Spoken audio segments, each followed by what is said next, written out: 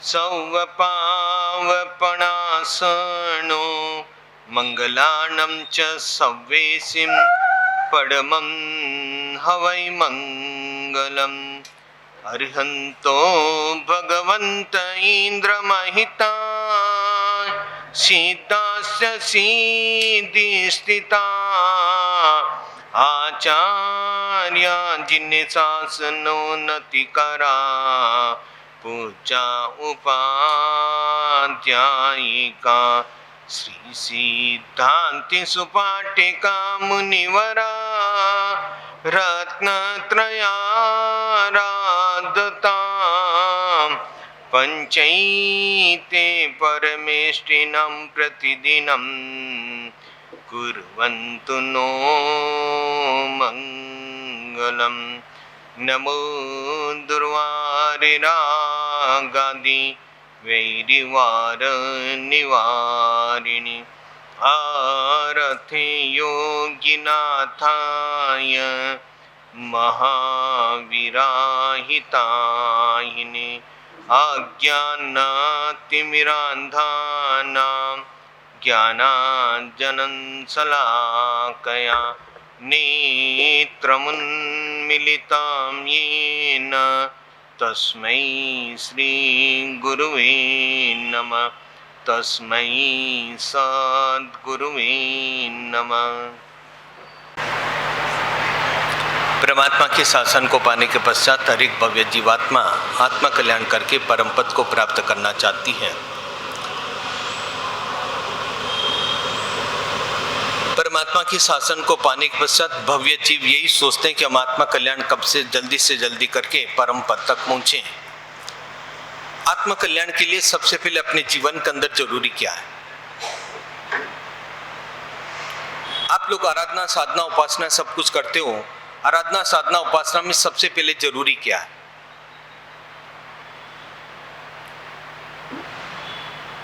आप किस वस्तु को ज्यादा प्रिपेयर करते हो जो जरूरी है आपके जीवन में?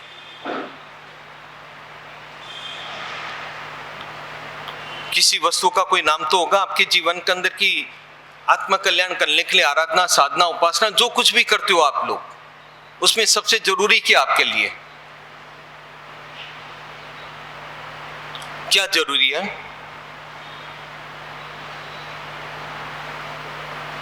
बोलिएगा। जरूरी क्या आपके लिए? क्या जरूरी है? हाँ, स्वाध्याय वगैरह कोई जरूरी नहीं है। सबसे पहले समय की कीमत जरूरी है। व्यक्ति को समय की कीमत को समझना चाहिए। समय क्या है? आप तो सारे जैसे कोई मौन आकर के बैठ जाओ, जैसे कोई स्वामी वसल होगा जब खा करके चले जाएंगे। मन के अंदर होना चाहिए कि कुछ जवाब तो दें। समय हमारे लिए सबसे पहले जरूरी है। समय की कीमत हमारे पास कितनी है? व्यक्ति अपने आप में अपने जीवन को समय को देख करके चलता है। समय के साथ में आराधना साधना का लक्ष्य जुड़ा रहता है। अरे धन चला जाएगा तो भी कोई चिंता नहीं, वापस मिल जाएगा। शरीर का स्वास्थ्य खराब हो जाएगा तो भी वो शरीर वापस मिल जाएगा। लेकिन खोया हुआ समय आपके जीवन के अंदर कभी भी प्राप्त नहीं हो सकता है। हमें तो ये देखना कि उस समय की कितनी कीमत अपने जीवन के अंदर। खोया हुआ समय कभी भी आप लोग अपने जीवन के अंदर प्राप्त नहीं कर सकते हो। जो समय चला गया, क्या वापस वो समय आएगा आपका? जैसे बचपन के बच्चे छोटे छोटे होते हैं, बचपन के अंदर जो अटखेलियां खेलते हैं, क्या वो जीवन अब वापस अपने जीवन के अंदर आएगा? वो जीवन एक जीवन था। वो बच्चे नहीं समझते थे समय की क्या कीमत है। आप लोग समझदार होकर भी समय की क्या कीमत आपके जीवन के अंदर। व्यक्ति समय को समझ करके आराधना साधना के साथ में जुड़ता है तो व्यक्ति जीवन के अंदर सब कुछ प्राप्त हो जाता है।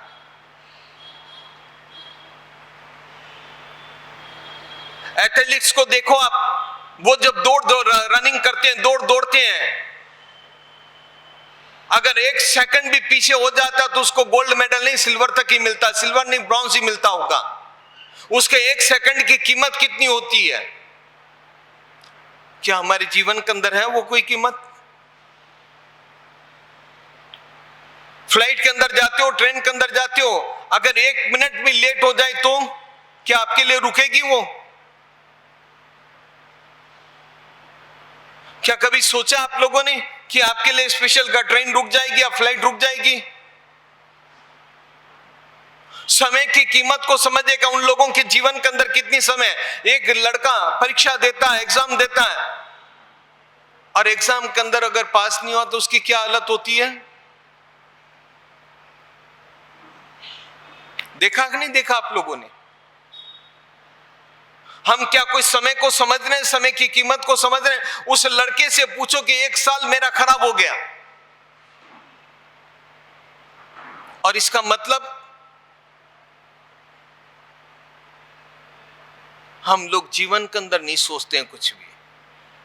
हमें अपने जीवन के अंदर देखना चाहिए समय की कितनी कीमत है। समय का तिरस्कार यानी कि मानव जीवन की प्रगति का तिरस्कार है। आप अपने समय को व्यर्थ गुंवा रहे हो, उसका तिरस्कार कर रहे हो ना। अपने जीवन की प्रत्येक प्रगति का सबसे बड़ा तिरस्कार हम लोग अपने जीवन के अंदर कर रहे हैं। समय की कीमत को समझो। समय की कीमत के साथ समझोगे तब पता चलेगा समय कितना वैल्यूबल हमारे लिए। भले आप कह सकते हो पंचम काल है, कलयुग है, ये सब कहने की बातें हैं। समय की कीमत को समझोगे तब पता चलेगा पंचम काल भी कुछ कर नहीं कर सकता और कलयुग भी कुछ नहीं कर सकता है। कलयुग और सतयुग सारा का सारा हमारे जीवन के अंदर बैठा हुआ है। क्या कोई कलयुग को समझते हो आप लोग? कलयुग क्या है? हमने बस एक ही देख लिया, कलयुग है। अरे कोई कलयुग नहीं, आज भी सतयुग है। किस बात के आधार पर आप कलयुग कहते हो? सूर्य आज भी पूरब दिशा के अंदर उदित होता है, पश्चिम के अंदर अस्त होता है। जैसे जैसे सूर्य उगता है वैसे वैसे सूरजमुखी का फूल भी उस दिशा के अंदर चलता रहता है। समय होते ही वो मुरझा जाएगा। आज भी हम लोग गेहूं की रोटी खाते हैं, उसी से ही पेट भरा जाता है। क्या यह सब कलयुग में संभव है? हमने बस मन में ठान लिया कलयुग है, कलयुग के कारण पंचम काल हम कुछ नहीं कर सकते। चाहे तो सब कुछ कर सकते हो आप पंचम काल के अंदर भी। परमात्मा महावीर स्वामी के निर्वाण के 3.5 वर्ष बाद तो पंचम काल चालू ही हो गया था। क्या पंचम काल के अंदर कितने कितने पूर्वाचार्य, कितने कितने श्रेष्ठी जन, कितने कितने सेठ लोग हुए थे जिनका क्या इतिहास के अंदर नाम नहीं है? क्या आपके लिए ही पंचम काल आया आज? हम लोगों ने अपने जीवन के अंदर कुछ समझा ही नहीं है। हमने तो एक ही सोच लिया, कुछ नहीं, हम तो एक कायरतापूर्ण कार्य करते हैं। और कायरतापूर्ण कार्य भी कैसे करते हैं? आलसी अकर्मण्य होकर के कायरतापूर्ण कार्य करते हैं, जिससे हम लोगों को खुद को भी पता नहीं चलता कि हम क्या कर रहे हैं। क्या कभी सोचा आप लोगों ने इस तरह की बातें जीवन में? आलस कितना, क्या आलस नहीं आप लोगों के जीवन में? आलस से तो ओत-प्रोत भरे हुए बैठे हैं। कोई बात नहीं, व्याख्यान में नहीं जाए, इसी को ऑनलाइन देख लेंगे। अरे मन के अंदर एक जिज्ञासा होती है लोगों के, नहीं हमें जाना है, हमें कुछ सुनना है। बस आलस से ओत-प्रोत है। आज तो संडे, उठते कितने बजे हैं? कितने बजे? कोई टाइमिंग? ये समय व्यर्थ हो रहा कि नहीं हो रहा है? समय को हम व्यर्थ गुंवाने, समय की कीमत को समझते तक नहीं है। समय को समझोगे ना तब पता चलेगा अपने जीवन के अंदर कि हमने क्या किया है। जब आप बर्थडे मनाते हो, बर्थडे सेलिब्रेट कैसे करते हो? कैसे करते हो? बोलिएगा, बोलिएगा भैया। अरे तुम नहीं करते हो, जाते हो तो ना पार्टियों में। अपना नहीं लो, सार्वजनिक बातें यहां, अपने आप के ऊपर कुछ भी नहीं बोल रहे हम। अब आप रात्रि भोजन नहीं करो, दुनिया करती, तो आपका कोई लागू नहीं है, लागू सबके लिए है। बर्थडे सेलिब्रेट कैसे करते हो आप?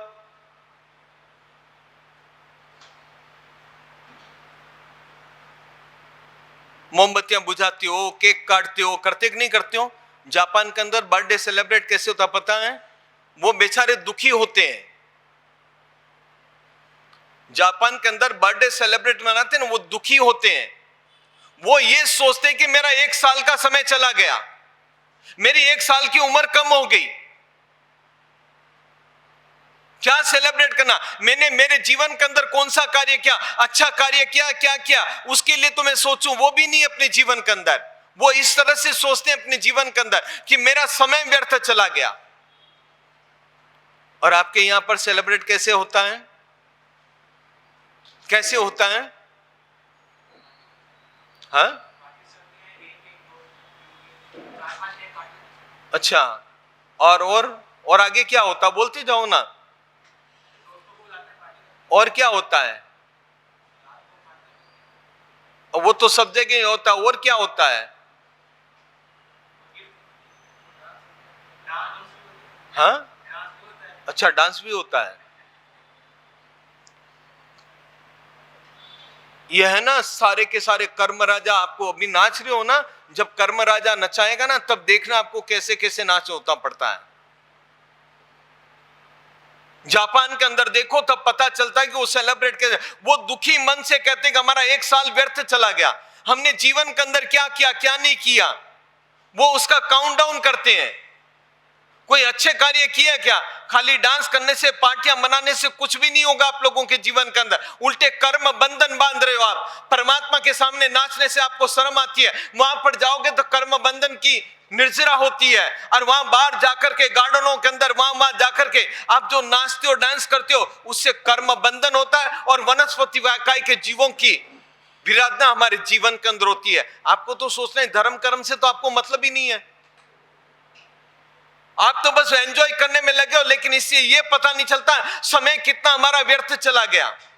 समय के साथ में कर्म बंधन कैसे कैसे होते हैं, उसकी भी चिंता होती है आपकी। और हमारे जैसे कोई बोल देते उनको दुख लगता है, तो दूसरे दिन आना भी बंद हो जाते हैं। ये भी एक चला ट्रेंड। अरे कम से कम अपने जीवन के अंदर होना चाहिए कि मैं किस कुल के अंदर, मेरा धर्म क्या बोलता है। अपने धर्म के बारे में चिंता करोगे तब पता चलेगा। यह सब समय का तिरस्कार है जो अपने जीवन की प्रगति का तिरस्कार रोकते हैं। हम लोगों को तो कुछ पता तक नहीं है।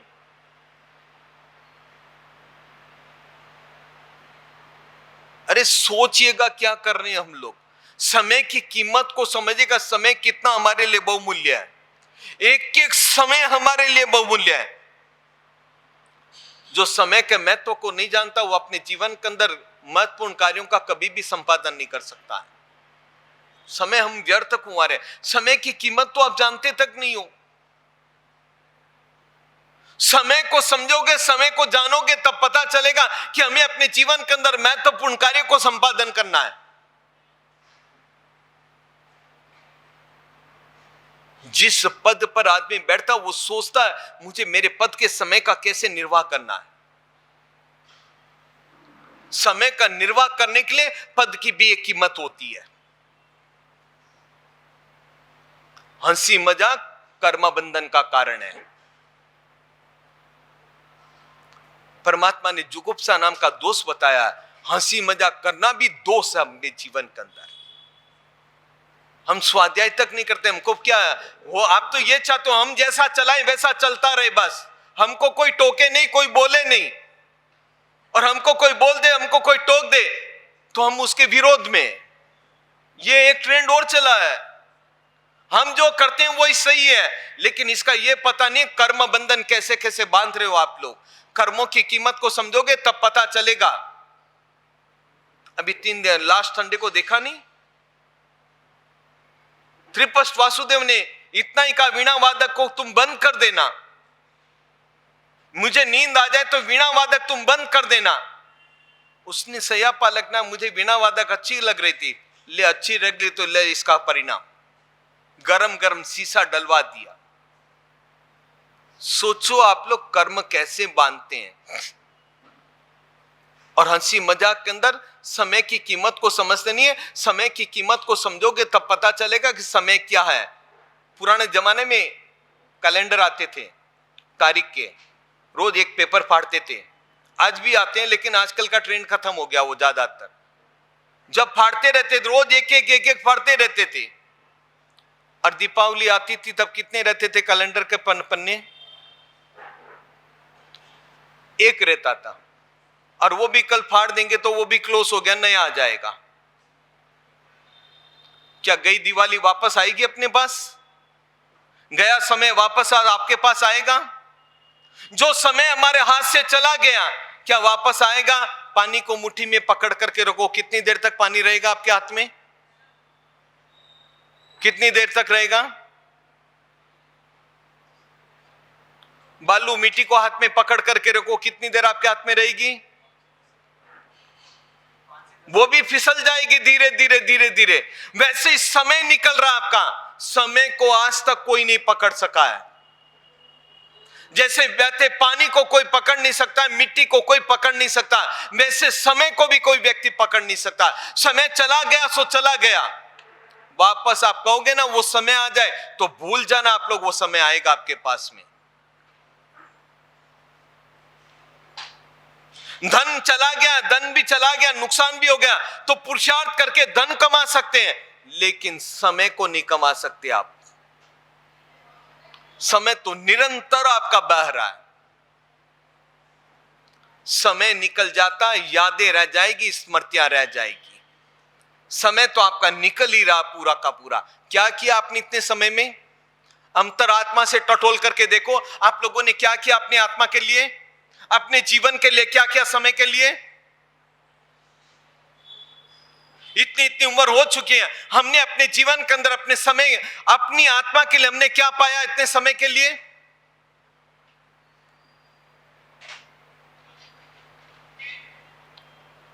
सुख, समृद्धि, वैभव जो मिलता है ना, वो आपके पुण्य से मिलता है। समय को देखोगे तब पता चलेगा हमने हमारी आत्मा के लिए समय का कितना सदुपयोग किया।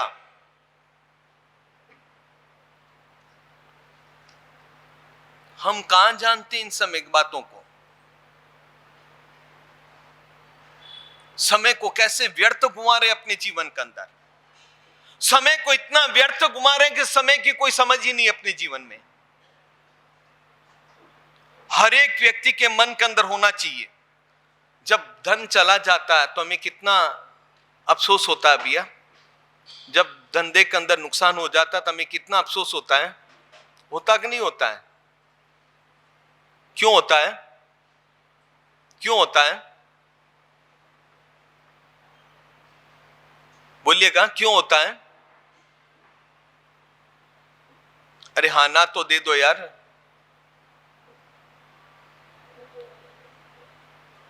धन का नुकसान, अगर बिजनेस में नुकसान हो गया तो हमको अफसोस होता है। क्यों होता है? हाँ, मेहनत की होती है। लेकिन ये कभी सोचते हो कि मेरा समय इतना निरर्थक चला गया, उसके प्रति कभी अफसोस हुआ आप लोगों को? आपको तो अपने स्वार्थ से मतलब है कि धन चला गया तो आपको मन के अंदर बहुत सारा अफसोस होता है, लेकिन ये सोचते हो कि मेरा समय इतना निरर्थक चला गया, इसके लिए कभी अफसोस हुआ आपके जीवन में?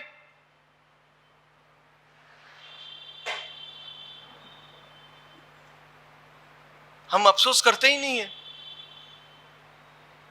ये देखते और आएगा समय, देखना समय किसी का देखता नहीं होता है। समय तो चला जाता, वो तो बहता ही रहता है। समय वापस कभी भी पकड़ करके रख नहीं सकते हो आप चाहे जितने भी मुट्ठी बंद करके समय को पकड़ लो, घड़ी तो निरंतर आगे बढ़ती जाएगी, घड़ी रुक नहीं सकती है। घड़ी को बंद कर सकते हो लेकिन समय कभी भी रुक नहीं सकता है। जब आप रात को मोबाइल बंद करके सोते हो तो आप देखते हो बंद हो गई घड़ी। सुबह चालू करोगे ना, रात को 11 बजे बंद किया ना, सुबह चालू करोगे ना 6 बजे, तो 6 बजे ही दिखाएगा वो। बंद करने से भी वो नहीं रुका समय आपका। समय तो निरंतर बह रहा आपका, और समय की कीमत को हम लोग नहीं जाने आज तक। समय की कीमत को जानोगे ना तब पता चलेगा समय कितना वैल्यूबल हमारे जीवन के अंदर। और हम लोग समय की कीमत को जानते तक नहीं है। जानोगे, देखोगे, पहचानोगे, तब पता चलेगा कि यह समय मेरे लिए कितना वैल्यूबल है। अंतरात्मा से पूछो, मैंने इतने साल निकाले, मेरी आत्मा के लिए मेरे कितना समय निकाला? पूछा कभी आप लोगों ने? हंसी मजाक, पार्टी, ठट्टा मसखरी, पार्टियों के अंदर पता नहीं कहां कहां कितना कितना समय हम व्यर्थ घुमा रहे हैं। टाइम होते ही पार्टी में चले जाने का, नहीं तो फोन आ जाएगा, तू आया क्यों नहीं। यह व्यर्थ समय आपका गो रहा है। अगर समय को देख करके चले ना, तब पता चलता समय क्या हमारा। समय की वैल्यू नहीं है आप लोगों को, बिल्कुल वैल्यू नहीं है। समय की वैल्यू समझोगे तब पता चलेगा समय हमारे लिए कितना बेशकीमती है। और हम तो कह देते कलयुग है, पंचम काल है, ये तो ऐसा ही रहेगा। ये तो खाली कहने की बातें हैं, कोई कलयुग नहीं है। हमारे हृदय के कलेजे बदल गए, इसलिए आप लोगों को कलयुग नजर आता है। जब हृदय के कलेजे व्यवस्थित हो जाएंगे ना, आपको आज की तारीख के अंदर भी सतयुग नजर आता है। कौन सा कलयुग है बताइएगा? कलयुग के संस्कार डाले किसने? आप लोगों ने ही डाले। पूर्व के समय में देखो, चाहे कोई भी छोटे से लेके बड़ा आदमी था, समय होते ही उड़ जाते थे। और आज की तारीख के अंदर 11-11 बजे तक आप उड़ते नहीं, 12 बजे तक उड़ते नहीं हो। ये कलयुग है।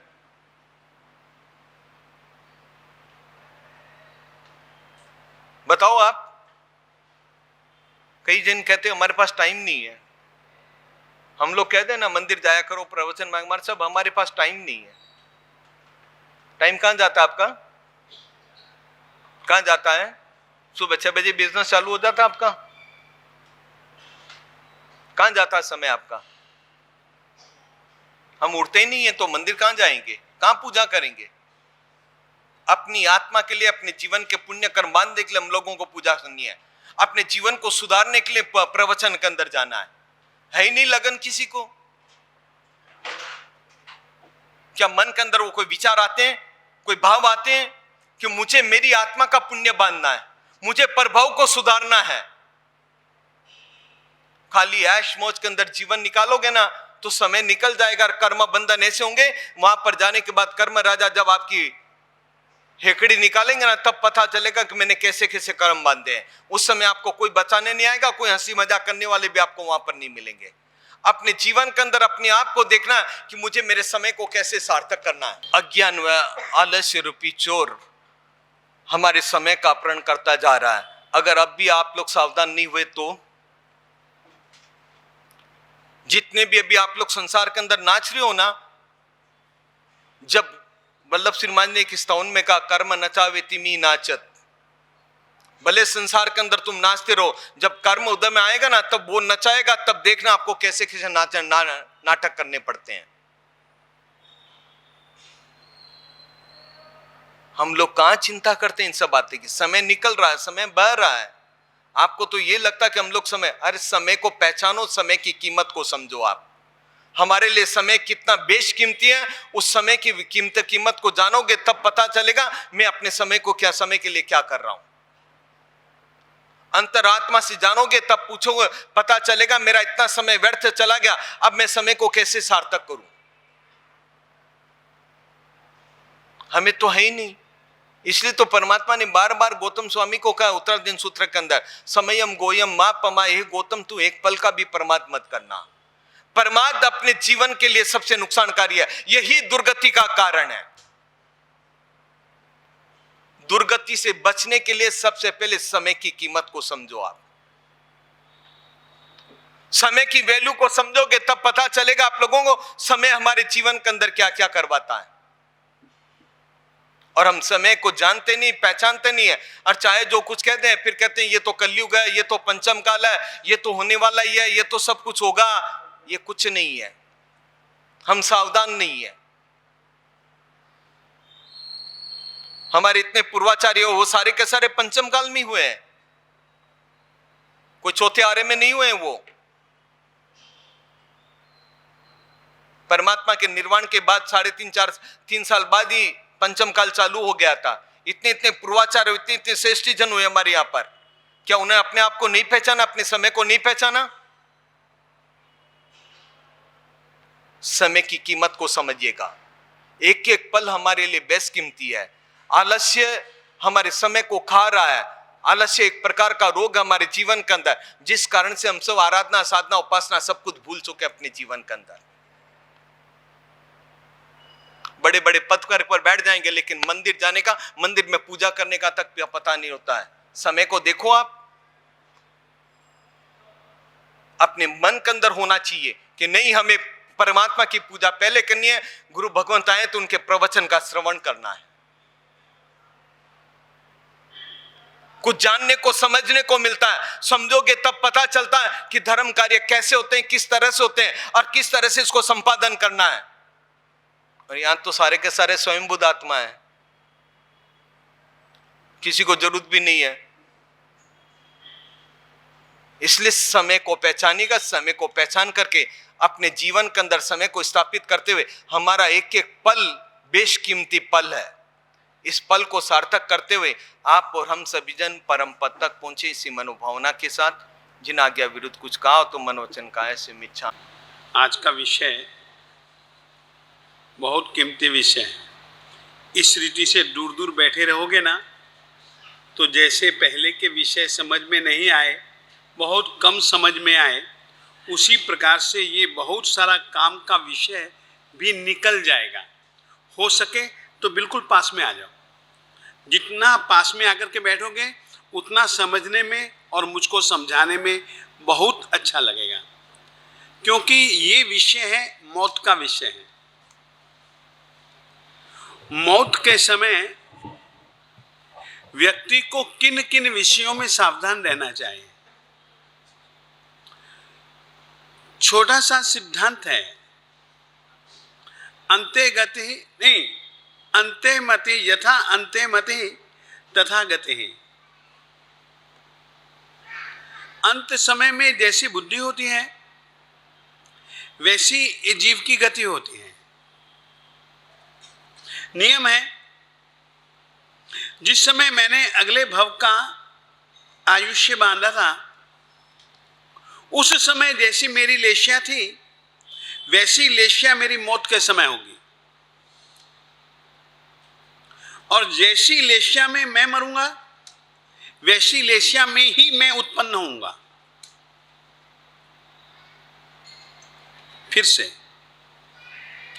जिस समय धर्म धुरंधर आयुष्य बांधेगा या आयुष्य बांध चुका या आयुष्य बांध रहा है, उस समय जैसी लेश्या होती है वो ही और वैसी ही लेश्या मौत के समय होते हैं। और मौत के समय जैसी लेश्या होती है वैसी लेश्या वाले स्थान में ही धर्म धुरंधर की आत्मा पैदा होती है। समझो, सिद्ध भगवंत बनने वाली आत्मा यहां पर, यानी कि अंतिम समय में, न उसमें कृष्ण, न उसमें नील, न उसमें कापोत, न उसमें तेजो, न उसमें पद्म और न ही उसमें शुक्र लेश्या, इसीलिए वे सिद्धि गति में पैदा होते हैं। वहां कोई लेश्या है ही नहीं।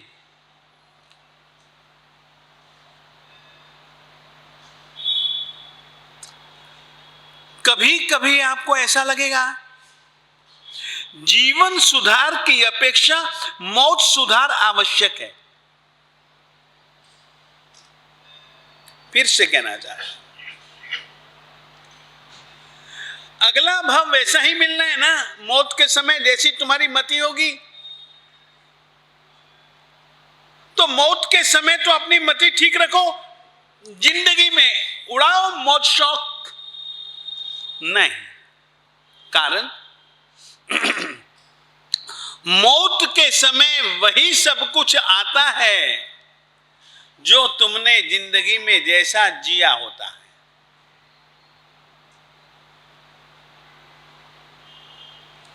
फिर से ये छोटे छोटे से नियम समझा रहा हूं।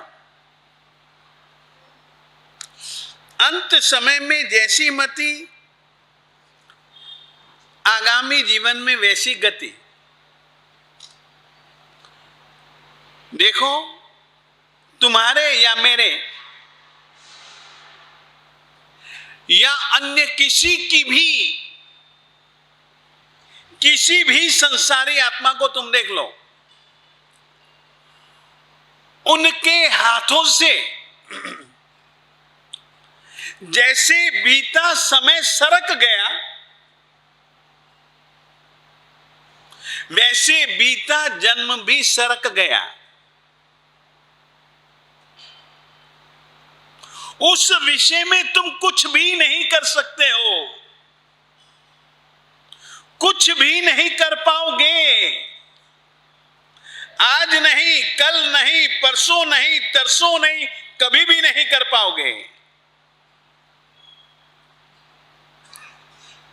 यदि तुम्हारे हाथ में जीवन है तो दो जीवन है, वर्तमान काल का जीवन और भविष्य काल का जीवन। भविष्य काल की अपेक्षा भी वर्तमान काल का जीवन तुम्हारे हाथों में ज्यादा है। वर्तमान समय तुम्हारे हाथों में ज्यादा है। वर्तमान समय के आधार पर ही भविष्य काल का निर्धारण। फिर से कहना चाहता हूं,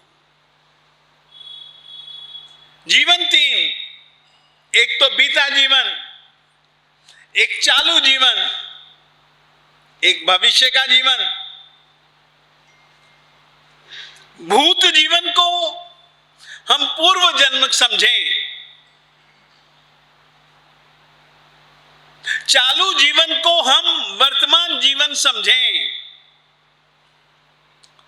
आने वाले जीवन को हम भविष्य का जीवन समझें।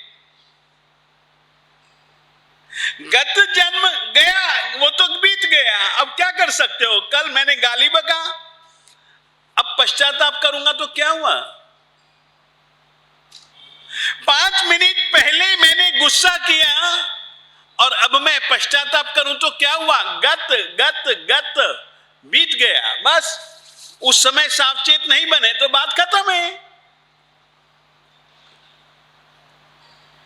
बीते को तो तुम पकड़ नहीं सकते। जीना है वर्तमान काल के क्षण में,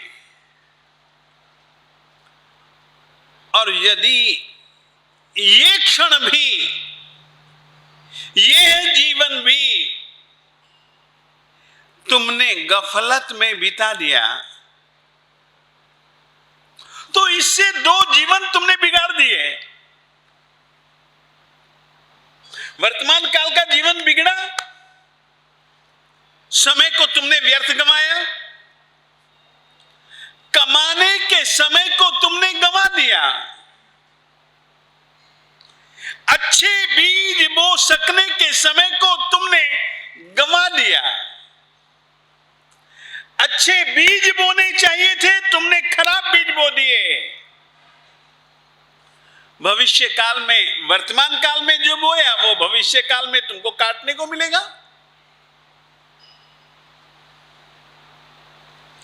मौत का समय बहुत बहुत बहुत महत्वपूर्ण समय। जैन परंपरा में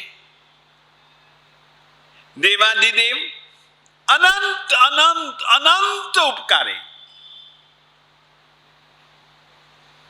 उपकार इस अर्थ में वे हमारा हित ही चाहते हैं। फिर से कहना चाहता हूं, उपकार इस अर्थ में तीर्थंकर की आत्मा हमारा एकांत रूप से हित हित हित ही चाहती है। और हित चाहत के कारण से, हित चाहने के कारण से हमारे ऊपर, हमारे लिए जो जो हितकर है वो हमको बताती है।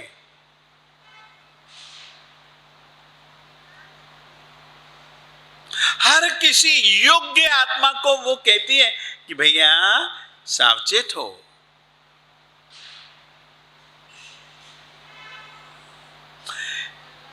वो उनका चेताना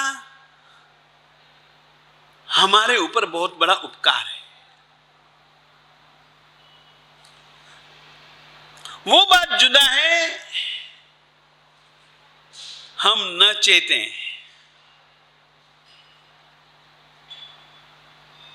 वो बात जुदा है हम सुने अनसुना कर दें, हम देखें अनदेखा कर दें।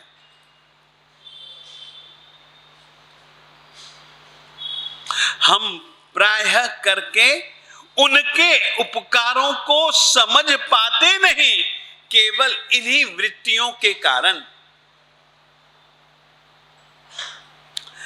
नहीं तो उन्होंने तो वो सब कुछ बतलाया जिससे वे खुद तिरे और हम भी तिर सकते हैं। उन्होंने तो वो ही हमको बतलाया जिससे वे स्वयं मुक्त हुए और हम भी मुक्त हो सकते हैं।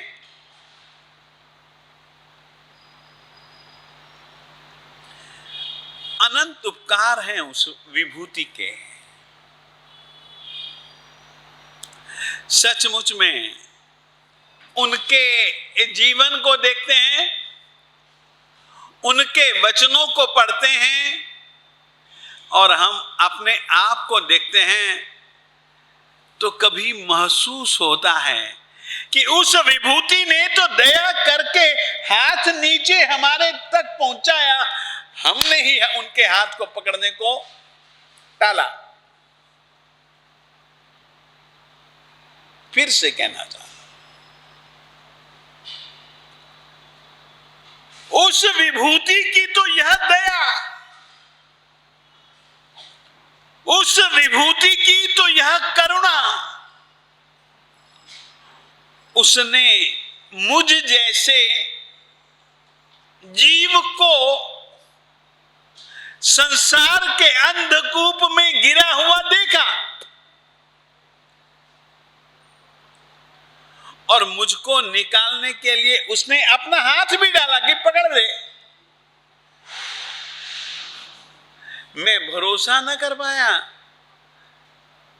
मैंने सोचा ये भी कोई इनका षड्यंत्र होगा। हो सकता है कि यह भी कोई मेरे साथ धोखेबाजी हो। मैंने पकड़ा नहीं, कुएं में ही रहा ना। ये नुकसान किसको? क्या उनको? मुझे? ये समझो मेरे देवताओं, ये मालिक की वाणी एक प्रकार से उनका हस्तावलंबन है। वो हमारे लिए अपना हाथ डाल रहे हैं कि भैया पकड़ ले, मैं तुझको यूं उठा लूंगा।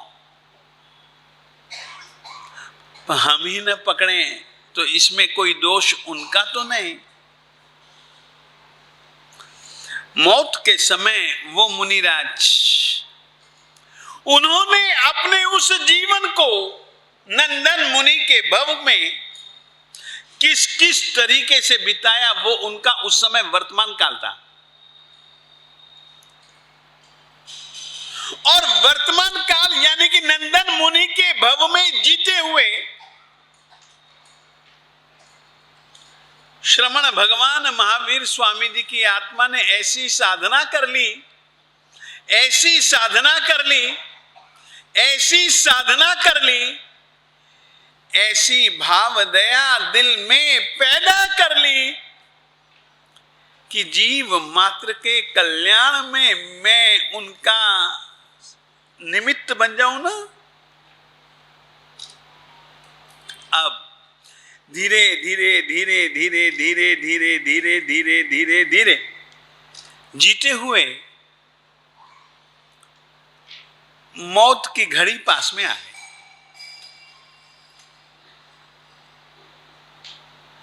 और उस समय जब मौत की घड़ी पास में दिखने लग जाए ना, तो उस समय साधु, साध्वी, श्रावक और श्राविका को परमात्मा ने 12 अनुव्रतों के बाद और साधु को 5 महाव्रतों के बाद अंत समय में कैसे जीना उसकी शिक्षा दी है। उस शिक्षा का नाम है संलेखना। संलेखना, संलेखना। तुम लोग कभी भी संलेखना को आत्महत्या मत मानना।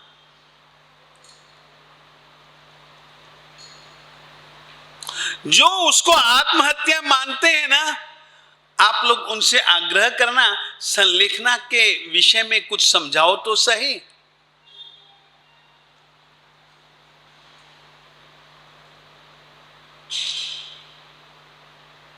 और परमात्मा संलेखना का उपदेश देते हैं कि भैया मरना है तो संलेखना पूर्वक मरना है। अगर तुम बाल मरण चाहते हो तो संलेखना बिना मरो। अगर तुम पंडित मरण चाहते हो तो संलेखना पूर्वक मरो।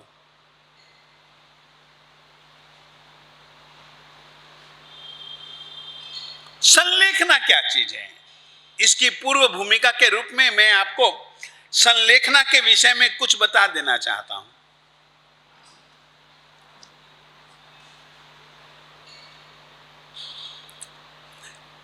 समझो, जैन साधु महात्मा नंगे पांव चलने वाले रास्ते पर चल रहे हैं, पगडंडी पर चल रहे हैं, सड़क नहीं है, पक्की मिट्टी का रास्ता भी नहीं है, सीमेंटेड रास्ता भी नहीं है, कच्चा रास्ता है। पांव में कांटा लग गया, पांव में कांटा लग गया। सावधानी पूर्वक चल रहे थे, देख देख करके चल रहे थे, मगर लग गया कांटा।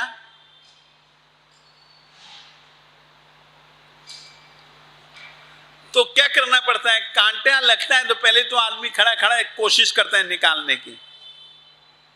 जब लगता है कि खड़े खड़े निकलने वाला नहीं है और बहुत दर्द कर रहा है, तो फिर वो बैठ जाता है। बैठ करके क्या करता है, बहुत शांति से पानी वानी डाल करके सफाई करता है। सफाई करता है तो एक काम होता है कि जो वहां पर और उसके इर्द गिर्द में जो मिट्टी विट्टी जमा होती है ना, वो उसको पहले दूर करता है।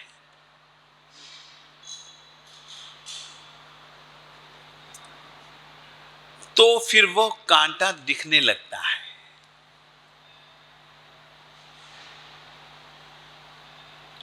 उसके बाद में वो क्या करता है, सुई लेता है। ये सब हम इस कार्यवाही में से गुजरा हुआ आदमी है। सुई लेते हैं और चिमटी लेते हैं, सुई लेकर के खोदना चालू करते हैं,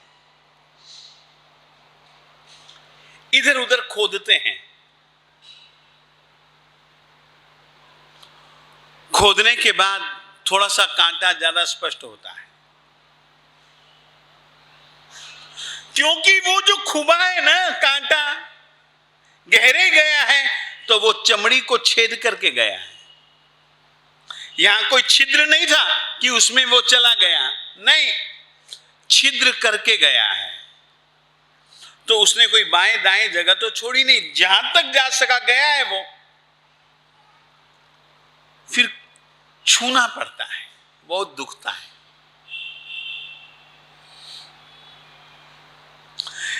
कांटा तो निकालना ही पड़ेगा, नहीं तो बेकार अंदर जहर डालेगा, क्या मतलब है। फिर कांटे को थोड़ा थोड़ा सा हिलाना पड़ता है। जब जगह बन जाती है,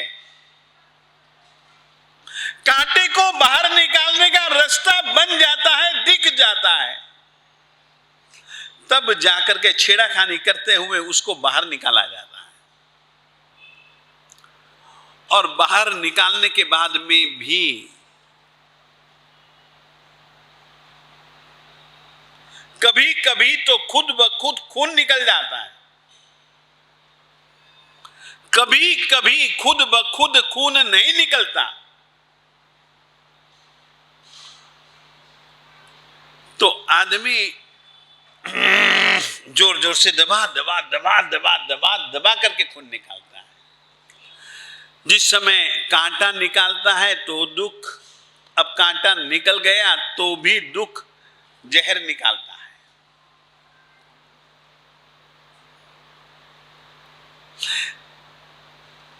कांटा निकलने के बाद यदि जहर रह जाता है तो भी दुख। इसीलिए कांटे को भी निकालना है और जहर को भी निकालना है। और जहर को निकाल देने के बाद में फिर आत्मा को थोड़ी सी सुख चैन मिलती है, कांटे की पीड़ा नहीं होती। संलेखना की प्रक्रिया भी एक ऐसी ही प्रक्रिया है। मुझे साधु जीवन जीते हुए बहुत सारे ऐसे दोष लगे, ऐसे मैंने अतिचारों का सेवन कर लिया जिनको कि सामान्य भाषा में हम अतिचार कहते हैं। क्या कहते हैं? अतिचार। और उन अतिचारों को ढूंढ ढूंढ करके बाहर निकालना और उसके लिए सच्चे दिल से उसको साक्षी में रख करके, गुरु जी को साक्षी में रख करके त्रिविधे त्रिविधे माफी मांगना, इसका, इस प्रक्रिया का नाम है संलेखना।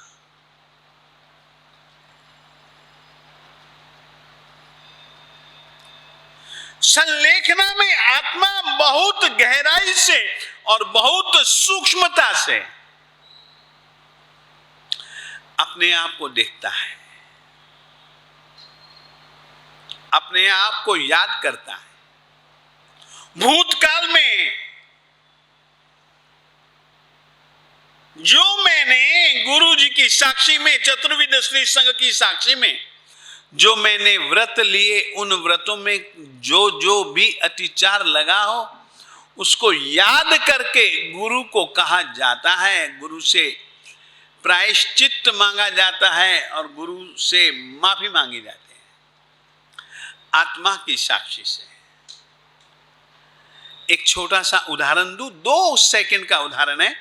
गुरु आत्मा राम जी महाराज साहेब, गुरु आत्मा राम जी महाराज साहेब गुजरांवाला के उपाश्रय में लेटे हुए हैं। उनको पता लग चुका है कि बस मैं, अंतिम सांसें हैं मेरी। उस समय वे खुद का निरीक्षण करते हैं तो उन्होंने महसूस किया कि मैंने बहुतों के विषय में कठोर संभाषण किया है।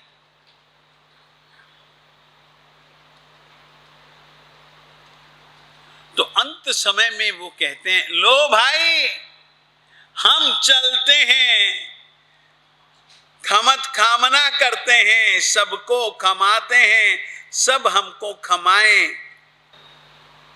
वो अंत समय में भी जागृत रहते हैं। सचमुच में अब हमारे नंदन मुनिराज